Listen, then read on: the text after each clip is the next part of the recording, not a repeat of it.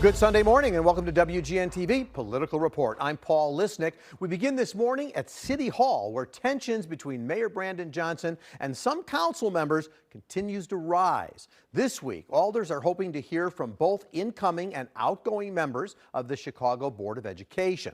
Mayor Johnson appointed 6 of his allies to serve on the school board after the current members all handed in their resignations.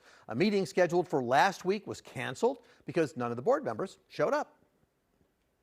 It was said that the current members of the board, as well as those that you appointed, would come to the meeting. Now, I urge you, in your authority, as the person who's appointed the board members as well as the new board members. You want me to exercise my authority? Absolutely. Exercise your authority. Exercise On the motion, your authority. Thank you. I will most certainly exercise my authority. In fact, I already have. The new board is set to take over in the middle of contract negotiations with the Chicago Teachers Union. Johnson's new picks are largely expected to carry out his agenda, including firing CPS CEO Pedro Martinez and approving a short-term, high-interest loan to cover growing budget expenses and pension payments. During a fiery press conference last week, the mayor batted down reporters' question about what happens next. We're not doing that. We're not doing that. We're not doing that. If you have a question for the mayor of Chicago, you can ask me a question. What you are not going to do is litigate what the board has the authority to do once they're appointed. You can ask that once they are appointed. What this board is prepared and willing to do is to do whatever is necessary to fix the structural damage that others created while also building a pathway forward. While all of that is going on in front of the cameras, behind closed doors, Mayor Johnson and his team are trying to figure out how to close a nearly $1 billion budget gap. He's slated to present his plan to alders on October 30th. Johnson has previously said everything is on the table, while the administration reportedly explores the potential for layoffs or a property tax increase. 28th Ward Alderman Jason Ervin, 9th Ward Alderman Anthony Beal joined me this Sunday morning to talk all about this. Gentlemen, I appreciate your time.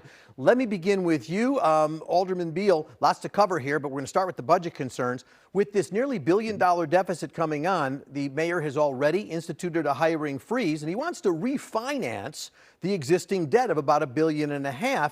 Controller Susana Mendoza compared the plan to Swiss cheese. She said it's full of holes, and how do we know where the money's going to be spent? Alderman Beal?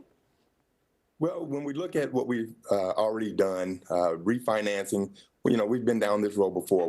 We are not fixing our structural problem. We're kicking the can down the road again by refinancing what we've already refinanced 3 or 4 times already, and we're not actually fixing the structural problem.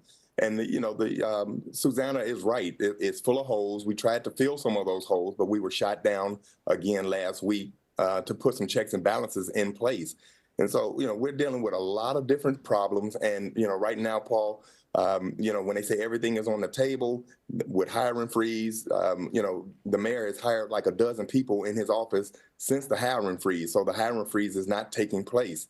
We're still hiring people. We're still spending $80,000 redoing offices unnecessarily. And, it's just one thing after another.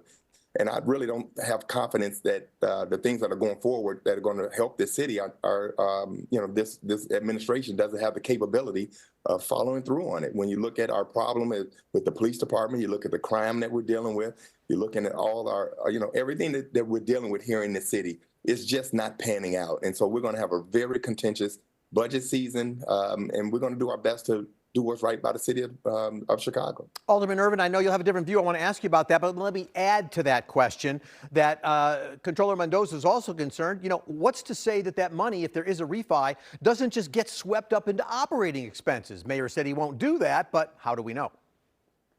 Again, refinancing existing debt is something that's done in many cases. When you see lower rates, you have an opportunity to get better savings and financing for the people. I think it's incumbent upon people to do that. Now, if you didn't do it, people would say that you're being malfeasant. Now, if you do it, now people say there are holes in the argument. You can't have it both ways. When you have lower rates, you take advantage of those lower rates by refinancing debt that has higher interest rates. This is nothing new. This is something that I voted on. This is something that Alderman Beal has voted on numerous times. So this is nothing new for us. Alderman Beal, you actually stepped in during the council meeting. We all saw you do that to basically put a halt on this for a period of time. But when you rose to speak, you said this is really about the ShotSpotter problem, tying those things together. Can you explain what you were thinking at that time? Right. Well, what I did was I deferred, basically everything that the mayor was putting in to send a message that when you have 33 aldermen who are supporting ShotSpotter, and the mayor basically is saying, we're going to get rid of it, even though you have 33 aldermen, almost 34, who saying we need this tool. The police department superintendent is saying we need this tool, and you just, basically said we're getting rid of it without even having consideration of having something in place. And so that was a protest vote. So I sent everything to the Rules Committee because, you're not going to get what you want if 33 aldermen vote for something and we can't get what we want. ShotSpotter is something that we need. Alderman Irvin needs it in his ward. He's got one of the highest crime areas in the city of Chicago, and he's voting against ShotSpotter. Doesn't make sense. Well, we're going to get Alderman Irvin's thought in a moment, but let me just follow up with you, because on this issue, Mayor Johnson, remember, the council took its vote, and then Johnson said, I'm going to veto this, and then he, before the meeting, said, no, I'm going to pull my veto because what you all, the alders, did is it's illegal anyway. Nothing's going to happen. So if the mayor's right, what's the next step? Are we going to court? Alderman Beal, I'm staying with you on that. I'm sorry. Yes, we're definitely going to court. We're going to reach out to the superintendent, and we're asking the superintendent to sign an agreement to extend ShotSpotter. And if he does not, then yes, we are prepared to go to court immediately on this. But again, we're hoping that the superintendent does the right thing because he supports ShotSpotter. He says he and the police department need this tool. And so we're hoping that he does the right thing, even though his boss is telling him not to. And that's the only reason he did not veto it is because we know that the mayor is going to instruct him not to sign any type of agreement. Alderman Irvin, I want you to chime in. You heard what Alderman Beal said, which is your ward needs this service. But I know you've basically said, look, the mayor has the power to do what he's been doing. So where do you stand? Again, the mayor has the ability to use tools or to not use tools as the executive in charge of the city and the operations of the city. There are ways that ShotSpotter can be used effectively. However, the Chicago Police Department primarily has not used it in any effective manner. I don't think we need to be using it just to go chase down shots. I mean, if it's used as an intelligence tool, use it as it was designed. We got a little freezing. Inspector General says so. Even the police department knows it's not using the tool in a proper manner. And it's to say that if the superintendent chooses to do it or not to do it, again, the mayor is the one that's the person that executes whatever decisions that council makes. And the mayor does have a right not to execute something that we do. That's pure and simple law. It's been that way since the beginning of time when you're dealing with three branches of government. And I think that going to court is a waste of time. It's a waste of resources. And again, it goes away from the problems. You got individuals, understand this, and understand this well. There are people in this city that want to create chaos because nothing will get solved when chaos is done. And this is just another tool of chaos. And it's unfortunate that so many members of council are participating in such a chaotic move when they know it is going nowhere. Alderman Beal, you want to respond? Go ahead. 34 aldermen. When you have 34 aldermen saying we want this tool, I don't think that's a waste of time. I think that's people. It is a waste of time when you know you can't execute. I think people are expressing their voice, because if you have a mayor who just made a campaign promise to get rid of ShotSpotter without having the data to back it up. We have the data. The Inspector General's report was rebuffed because we were not getting all the data from the police department to support what ShotSpotter was doing. Once we got all the data, the Inspector General, Joe Ferguson, came back and says, now that we have all the data, yes, it is effective. Joe Ferguson is not the Inspector General. Joe Ferguson, let me finish. It is doing what it's supposed to do. And now that it's doing what it's supposed to do, it is saving lives. Alderman Irvin, Alderman Irvin, go ahead and respond. Again, we're going back now. When ShotSpotter first came out, it was said it was going to reduce crime.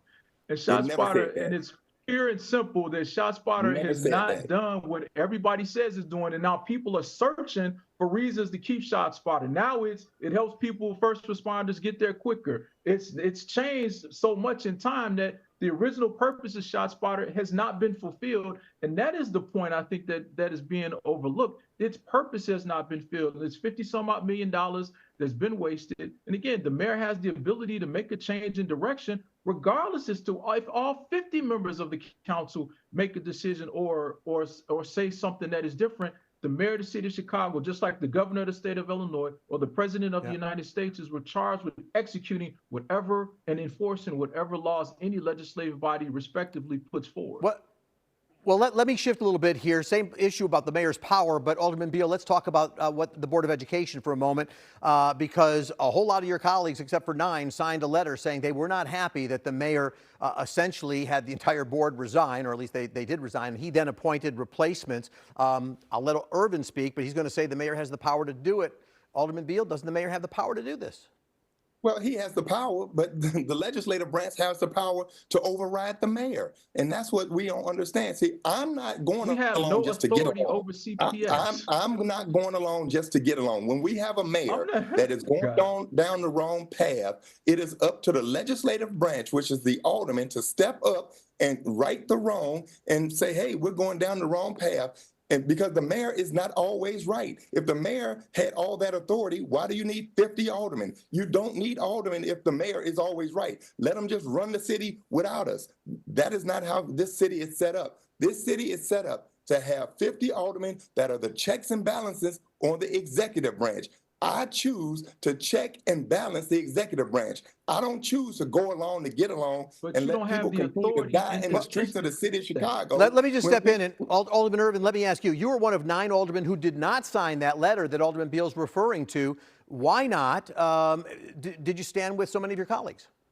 Because the city of Chicago, the legislative branch of the city of Chicago, has zero authority over the Chicago public schools. Now, people want to make symbolic votes and symbolic gestures. Please go ahead and line up and do that. I'm not about symbolism. I'm about getting things done.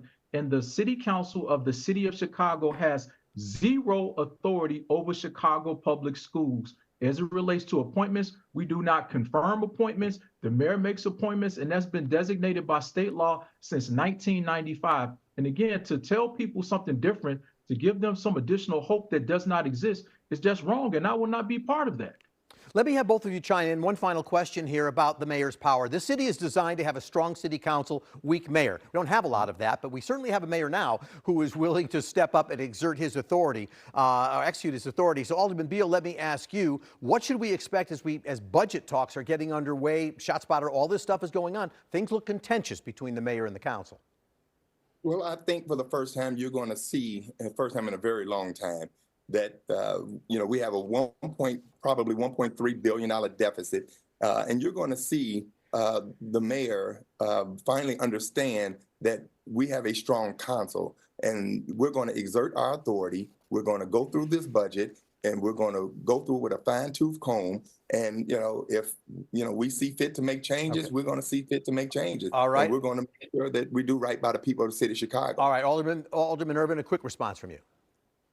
I'm at 100% in agreement with Alderman Beal on that, that we do have the ability to look at the budget, that we have to pass a budget. We have to wait for a budget to be submitted by the executive branch, which should happen on October 30th. We will have robust hearings to go through that budget, and I'm sure there will be adjustments to the budget, and that's part of the democratic process. That's something we actually can and do weigh in, should weigh in on. All right, as a legislative branch for the city of Chicago. I am thrilled we end on a note of peace and harmony. Thank you, gentlemen. Alderman Anthony Beal, Alderman Jason Irvin. You all have a great Sunday. Thanks for being with me.